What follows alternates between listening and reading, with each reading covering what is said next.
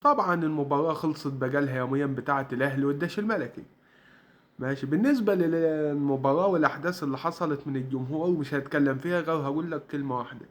إن هي عامل تعمل، هم عملوا هناك وإحنا عملنا هنا، وهصة الإعلام ده هيصة ملهاش أي 30 لازمة. لأن أنت لما تعملوا هم هناك أنت حطيت جزمة في حنكك وما فيش واحد فيكم طلع اتكلم ولا قال حاجة، وترزدها اتبطح ومحدش برضه قال حاجة. فجايين دلوقتي تعملوا علينا نجوم وتعملوا علينا استوديوهات وتحليل وشغل مليش 30 لازمة. المهم كلمتين المهمين اللي جايين فيهم. وسام ابو علي لن ولن يتعوض بالصفقات الهابطة دي اسمها صفقات هابطة. لما تمشي وسام ابو علي تجيب له واحد قنبوشة ده ولا قموشة ده ولا اسمه ايه، تمام. اما مضيع يجي 900 فرصة. هو احنا خالصين من محمد شريف لما يجينا قنبوشة ده؟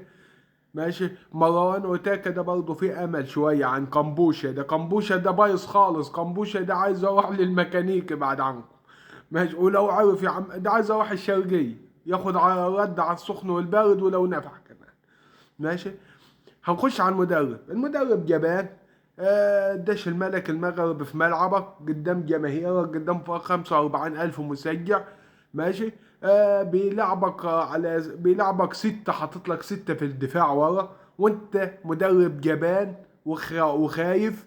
وبتلعب لي ما حاططش مهاجمين خالص، وبتلعب لي ستة ورا ستة ورا ستة في الدفاع. ايه يا عم مالك؟ ما تهدى شوية وتلعب عدل. العب لعبك ماشي، بتلعب لعب متوازن بين الدفاع والهجوم، بس ده مش لعب، ده مش الاهلي. انا ما شفتش حتى المباريات اللي بنفوز فيها، ما شفتش فيها لعب الاهلي، ما شفتش فيها اداء يطمن. على الشغل ده وعلى الاداء ده هنودع البطولة وكده. سلام.